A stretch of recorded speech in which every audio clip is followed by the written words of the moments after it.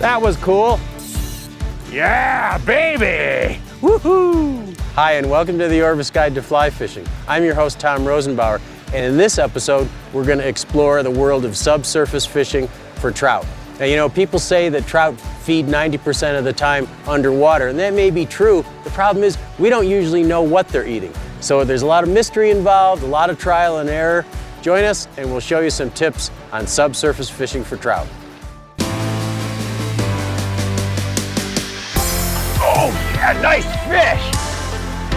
That fish has already refused that fly. You're gonna have to try just a slightly different pattern. The roll cast pickup is a great cast to use in a lot of fishing situations. This is a beautiful wild trout from a small stream, just a gorgeous little fish.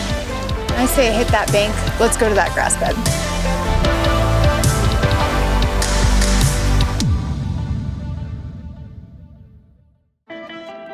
The Orvis Guide to Fly Fishing is supported by Orvis Fly Fishing, Algoma Country, Destination Ontario, Maine Office of Tourism, Yellowstone Teton Territory, Crazy Rainbow Ranch, Bahamas Tourism, Adipose Boatworks, Global Rescue,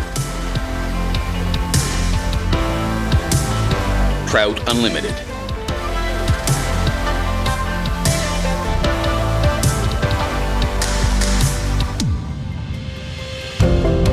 A 150 years ago, trout fishing was done solely with what today we would call traditional winged wet flies.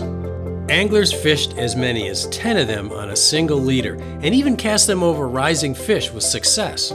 Then people began experimenting with floating flies a little over 100 years ago, and this concentration on more exacting imitations of insects and crustaceans gave rise to the nymph, really just another kind of wet fly, but usually without wings. Today we fish wet flies and nymphs interchangeably, but wet flies are more often swung in the current than fished dead drift. Fishing a wet fly or nymph on the swing, in other words, across and downstream on a tight line, is both a return to a more traditional way of fishing with a fly and a relaxing and elegant way to fish. One of the really pleasant things about fishing a wet fly is that they don't have any air resistance at all, and so they don't have as much air resistance as a dry, and unlike most nymph fishing, you don't have an indicator or weight on the leader, so the casting is just really easy and pleasant. Because trout often take the fly on a tight line, the strike is felt immediately and fish often hook themselves. It's also a great way to cover a lot of water when you're not sure where the fish are. This kind of fishing a sunken fly works best in shallow water with a gentle riffle, and it's tougher with conflicting currents and in very deep water. Wet fly fishing is also most productive when you see the occasional rise. So I'm just letting that, I don't even really have to make a mend in this nice slow water. I can just let that fly. Oh, there's one. Oh, lost him. Don't even need to mend. This water is so nice and gentle and uniform. I can just let that fly swing across the current. Although most of the time when you fish nymphs, you strive to eliminate drag on the fly, when swinging a wet fly, the drag is subtle and controlled. Some aquatic insects can swim. A swung wet fly could imitate a tiny bait fish, or it might also imitate an aquatic insect rising to the surface to hatch. We don't know exactly why fish take a swung wet fly, but that's part of the fun and the mystery of fishing this way. Frequent mends keep the fly from swinging too quickly because a tiny insect can't swim that fast against the current, so the slower your fly swings, the better. Keeping the rod tip relatively high also helps to keep the fly's swing more moderate. One more scientific way of fishing a wet fly on the swing is called the Leisenring lift or induced take. Here, you cast the fly slightly upstream and across, make some mends, follow the line through its drift with the rod tip, And when you think the fly is close to where a fish should be, stop moving the rod tip or lift it slightly. The fly will suddenly rise toward the surface, and often it encourages savage strikes from the trout.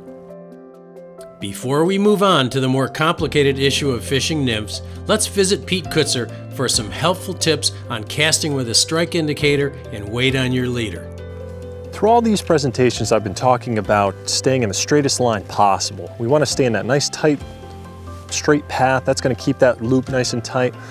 When you're dealing with heavy flies or wind-resistant flies or great big poppers, or maybe you have an indicator rig with a lot of weight on that, on the end of that leader, that's when we might want to actually start to travel in a little bit of an arch. That's going to help open up those loops and prevent that heavy fly or that big popper from colliding with the rod. I have seen rods break just by a piece of split shot coming forward. So we want to open up that loop by traveling a little bit of an arch. That's going to help get that fly still out to those fish, but keep that fly well away from that rod and away from that line. Another great way to cast nymphs and wet flies is called the water load, where you let the river be your back cast. Sometimes, if you've got a lot of wind, if you've got a lot of brush, you got two flies and an indicator and a weight on your leader, and you don't want to be casting all over the place, you can do what's called a water load. What you do, very simple, you wait until the line drags behind you, you pick up the rod tip and flick a cast forward. So you keep doing that. As soon as the line drags behind you, especially with nymph fishing, you don't need to be that super delicate. Just pick it up and make a forward cast. That way you don't have to have your line going back and forth in the air and your flies tangling and getting in trees and things like that. You know, it's not all about catching giant fish. Sometimes just swinging a wet fly through a riffle and catching small trout is a lot of fun. Nymphing is one of the most effective ways to catch trout day in and day out. It works all day long, whether trout are rising or not, and in all kinds of water. Feeding trout seldom pass up a well-presented nymph, and will accept these flies more readily than dries or streamers in most cases. Artificial nymphs can imitate the larvae of mayflies, caddisflies, stoneflies, midges, and also freshwater crustaceans like scuds, crayfish, and even aquatic worms. But the method of presenting all these imitations is the same. What fly do you tie on? Most people think that trout are not as selective when feeding under the surface, and you might want to pick a nymph that's popular in the area or one that a guide told you about. But in an unfamiliar stream with no other help, we can get an educated guess by looking at submerged rocks and along the edges of rivers. So one thing you can do when you're nymph fishing, the obvious thing, is to turn over some rocks and see what's on the bottom. Here we've got these brachycentrus, I think.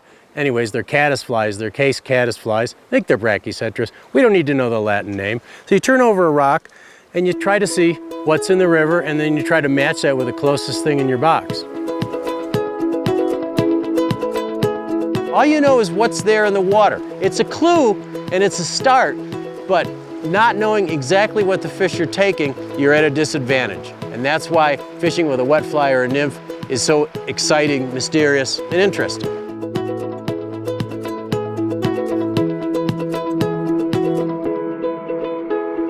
One of the biggest issues when fishing a nymph is getting the fly deep enough when trout are feeding close to the bottom. At the same time, letting the fly dead drift without showing any pull from the line or leader. Current is always faster near the surface than near the bottom. So when line and leader land on the water, they immediately exert pull on the fly unless you remedy the situation with your presentation. As a result, even though we think we're fishing a fly close to the bottom with a dead drift, it's not often the case. And most aquatic insects and crustaceans, when they drift, don't swim or are at best feeble swimmers. So trout often shy away from a fly that's dragging, but it's hard to see drag when your fly is underwater.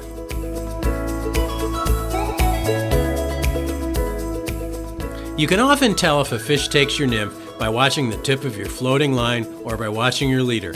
If it hesitates or dips under suddenly, you've either hung bottom or a fish has taken your fly. but strikes can be quite subtle, and fish can take and reject or spit out your fly very quickly, and unless a fish takes your fly in fast water or very aggressively, many strikes go unnoticed. Just as with any other kind of nymph fishing, anytime that floating line hesitates, wiggles, twitches, does anything that looks weird, it looks suspicious, set the hook immediately. With nymph fishing, those fish are gonna take that fly and spit it out really quickly, and you gotta set the hook quickly. That doesn't mean wrench it way over your head and break the tippet, but you gotta be quick and just about this much. Just like you're gonna make another cast, but do it quickly. So to help stack the odds in our favor, we use strike indicators. These are little more than tiny bobbers. In fact, I once fished with a nymph a whole day on the North Platte River in Wyoming with one of those big plastic bait bobbers. I bought it in a gas station. It was a little clunky, but it worked. Strike indicators turned nymph fishing from something that was almost a black art into one of the easiest ways to catch trout on a fly.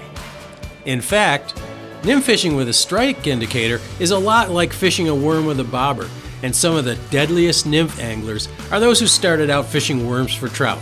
It's not that different, except the fish spit out your offering faster. Indicators come in all different colors and sizes and types, and most people carry a variety of them. Different colors show up better under different light conditions, so you should experiment. Also, carry a range of sizes.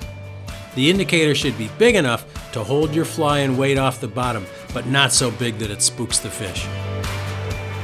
Most people these days use a big plastic or cork strike indicator. They're really buoyant, they float all day long, but they do land kind of hard, and there's sometimes when you want something more subtle.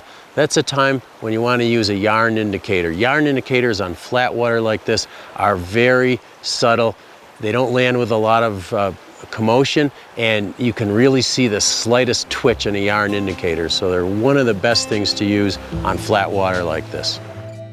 Indicators serve another very important purpose. Besides being strike indicators, they're drift indicators.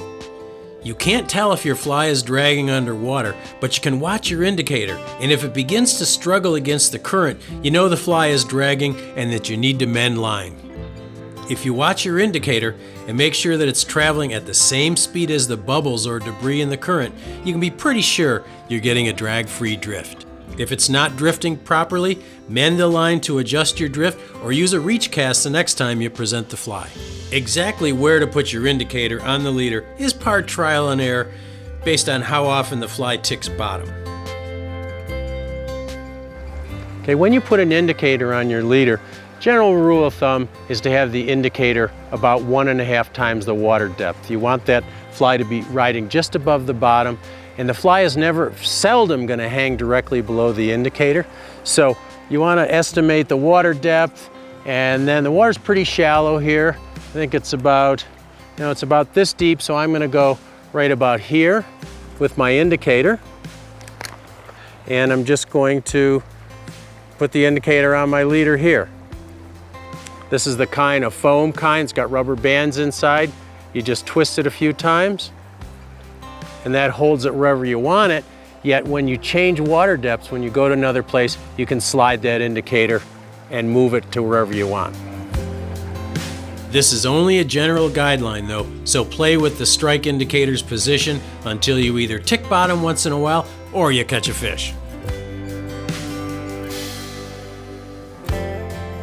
Despite our best efforts, even with a weighted fly and weight on the leader, the fly may not get deep enough or may not drift in a realistic manner. So we have to combine some presentation techniques and perhaps add more weight to the leader. Let's discuss presentation first. One way is to cast straight upstream so that your fly and weight and indicator are all in the same current lane. But that's a lot of work. You have to gather line quickly and you risk putting your fly line right on top of the fish. It's best for short casts. When fishing across the current, you can also mend line, sometimes frequently throughout a drift. But mending often moves the fly too much, and it's better to get that upstream loop of line before the fly hits the water with a reach cast. Keep trying different approaches until you find something that works.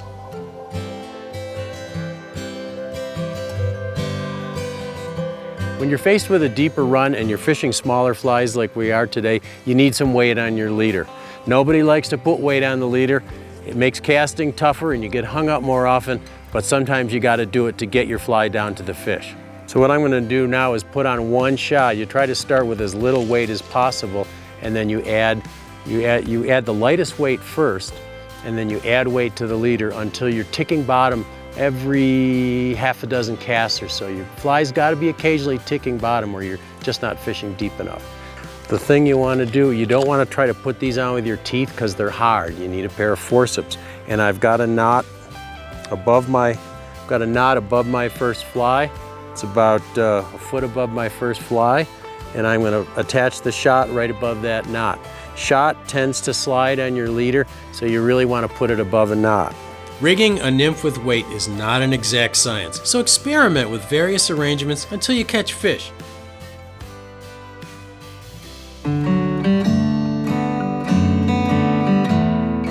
Now most people fish nymphs with indicators. It's easier, it's better in conflicting currents, and usually they fish 2 flies under an indicator. You wouldn't think so, but trout are just as likely to take the upper fly with a piece of tippet sticking out of both ends as they are the lower fly. The section of tippet between the 2 flies can be anywhere from 6 to 20 inches long, but the longer that piece, the more cumbersome the whole arrangement gets, and a typical separation between the 2 flies is about 8 inches. The tippet section between the 2 flies can be the same size as the upper tippet or a smaller diameter, especially if the lower fly is a lot smaller than the upper fly.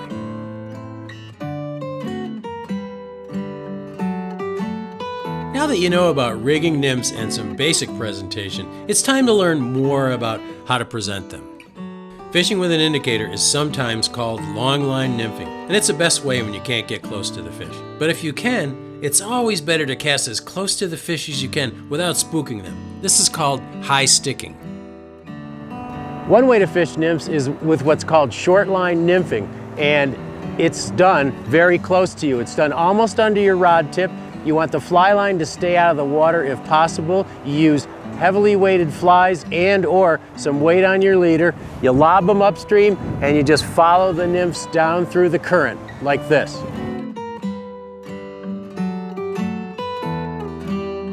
You can high stick nymph with or without an indicator. If you do with an indicator, it's sometimes easier, especially when you got wind blowing like we do today. It's very difficult to see that leader twitching because you got the wind blowing your leader downstream. So sometimes a strike indicator helps a lot. And there you just keep the line above your strike indicator and just follow the strike indicator down through the current. Strikes in high stick nymphing are going to be fairly subtle. You'll just see that leader twitch upstream or tighten, and it's either bottom or a fish. So the minute you see that leader dart a little bit or move a little bit or do something that looks wrong or doesn't look like the other cast, set the hook quickly. There are times when you won't be able to high stick nymph. High stick nymphing is really effective because you have that dead drift right in front of you. It's really easy to follow the flies down through the current seam. But when you have to cast longer to get across a piece of water like this, then you have to cast your indicator upstream and across or a little bit downstream, but make a quick mend right after the indicator hits. As your indicator goes down through the current, sometimes you're going to have to mend once, twice, even 3 times. Try not to move the indicator when you mend. Just flip enough line to get that line upstream of the indicator. Toward the end of your drift, just before drag sets in, you can also release some slack line to make that indicator float even further downstream, dead drift. Just have some extra line in your hand, some slack line, and flip that slack line into the current. Sometimes when you're nymphing, just a little change in position will really make the difference in whether you catch fish or not. You may want to move upstream a few feet, you may want to move out a little, move downstream. Sometimes even fishing that same pocket, just a little bit of a change in position might get your flies in there just right. One of the most exciting things in nymph fishing is sight casting to a fish that's feeding in shallow water with a nymph, a naked nymph, which means no weight on the leader, no indicator, just a tiny weighted nymph thrown to a fish in shallow water. You watch the fish's reactions or you watch your leader to see the strike. That was cool. Wow. That's a big fish. And I'm probably not gonna get him out of there. Well, maybe. Maybe. Oh, I got lucky on that one. All right, you ready, Patrick? Nice thing about fishing without an indicator is you can reel the fish right up close to your rod. Yeah, baby! Woohoo! Bring them out in the sun here. Get them in the clear water. Burp them a little bit like they do the salmon. They roll them on the belly and get all the air out of them.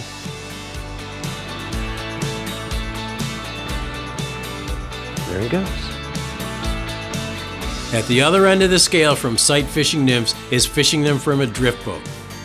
It's one of the easiest ways to catch trout. In fact, some people think it's too easy. With an experienced guide at the oars, by casting about 45 degrees in front of the boat, you can get long, drag-free floats as the guide works to keep the boat drifting at the same speed as the indicator. But you still have to do your part and mend the line periodically. I joined experienced guide Molly Semenuk in Montana to learn more about proper positioning and drift of indicators when nymphing from a boat. When the person in the front, in the bow, casts downstream and their float, the boat catches up to the fly and the fly gets to the oar, then they pick up and recast downstream. If you like to catch lots of fish in a day, there is probably nothing as productive as fishing nymphs from a drift boat, because you can cover so much water and the trout are always eating below the surface. No matter what kind of water you like to fish, from brawling rivers to tiny mountain streams, nymph fishing will often save the day, and it's really not that hard. Fishing with a subsurface fly in moving water adds a lot of mystery to fishing. You never really know what trout are eating down there. But striking to an unseen fish and suddenly feeling the weight of a hefty trout is a thrill that never gets old. The Orvis Guide to Fly Fishing is supported by Orvis Fly Fishing, Algoma Country, Destination Ontario, Maine Office of Tourism, Yellowstone Teton Territory, Crazy Rainbow Ranch, Bahamas Tourism, Adipose Boat Works, Global Rescue, Trout Unlimited.